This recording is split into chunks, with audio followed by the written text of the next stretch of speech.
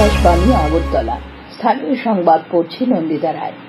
কেন্দ্রীয় সরকার ত্রিপুরার শহুরে পরিষেবা এবং পর্যটনের উন্নয়নের লক্ষ্যে 100 মিলিয়ন মার্কিন ডলার ঋণের জন্য এশিয়ান ডেভেলপমেন্ট ব্যাংকের সঙ্গে একটি চুক্তি স্বাক্ষর করেছে।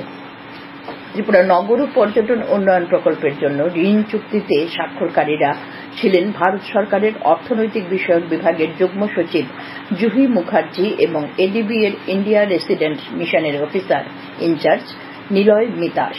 প্রধানমন্ত্রী নরেন্দ্র মোদী বিকশিত ভারত সংকল্প যাত্রার অধীনে 1 কোটিরও বেশি আয়ুষ্মান কার্ড প্রদানের বিষয়ে সন্তোষ প্রকাশ করেছেন। সামাজিক মাধ্যমের এক পোস্টে প্রধানমন্ত্রী বলেন, এই মাইলফলক অর্জন খুবই রোমাঞ্চকর। তিনি বলেন, বিকশিত ভারত সংকল্প যাত্রার উদ্দেশ্য হল এই জাতীয় প্রকল্পের সুবিধা সারা দেশে দরিদ্রদের কাছে ছড়িয়ে দেওয়া। মুখ্যমন্ত্রী অধ্যাপক ড মানিক সাহা গতকাল সন্ধ্যায় আগরতলার নেতাজি প্লে ফোরাম সেন্টারের উদ্যোগে আয়োজিত পেটুক সমাবেশের দ্বিতীয় পর্বে অংশ নেন। তিনি জানান, ভোজনবিলাসীদের আনন্দ দেওয়ার লক্ষ্যে এই সমাবেশে সামিল হতে পেরে তিনিও আনন্দিত।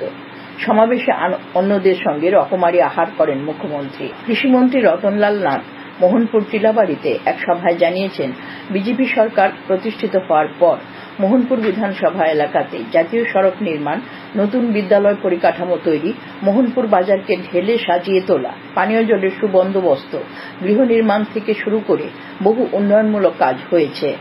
তিনি জানিয়েছেন, টিলাবাড়িতে বিজেপির সভায় 67 জন ভোটার অন্য দল ছেড়ে বিজেপিতে যোগদান করেছেন।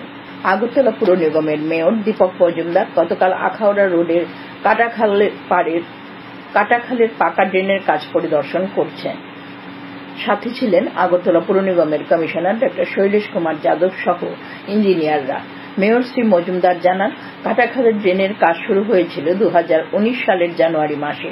তিনি বলেন, আধুনিক প্রযুক্তিতে এই ড্রেনের কাজ হচ্ছে এবং নির্মাণ কাজ এখন প্রায় শেষের পথে। গুণমান বজায় রেখে দ্রুত কাজ শেষ করার পরামর্শ দিয়েছেন মেয়র। অবসরপ্রাপ্ত প্রধান বিচারপতি শুভাশিস তলাপাত্রকে গতকাল সংবর্ধনা দিয়েছে rotary club of Agartala city.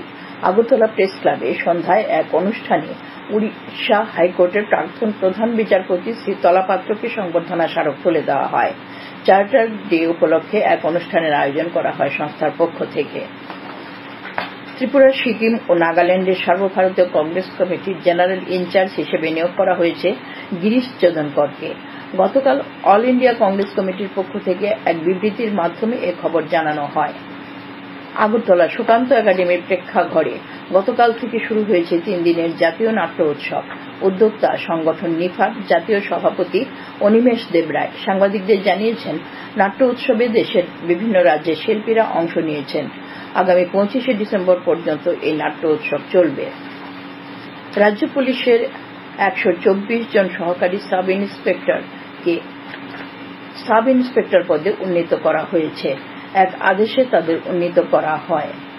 কিছুদিনের মধ্যে তাদের পোস্টিং দেওয়া হবে বলে জানা গেছে।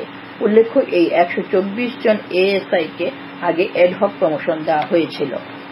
আবহাওয়ার খবর। আবহাওয়ার পূর্বাভাসে বলা হয়েছে, আজকের আকাশ আংশিক মেঘলা থাকবে। দিনের সর্বোচ্চ তাপমাত্রা থাকতে পারে 28 ডিগ্রির কাছাকাছি। আর সকালের সর্বনিম্ন তাপমাত্রা ছিল 16.2 ডিগ্রি সেলসিয়াস। স্থানীয় সংবাদ এখনকার মতো শেষ হল।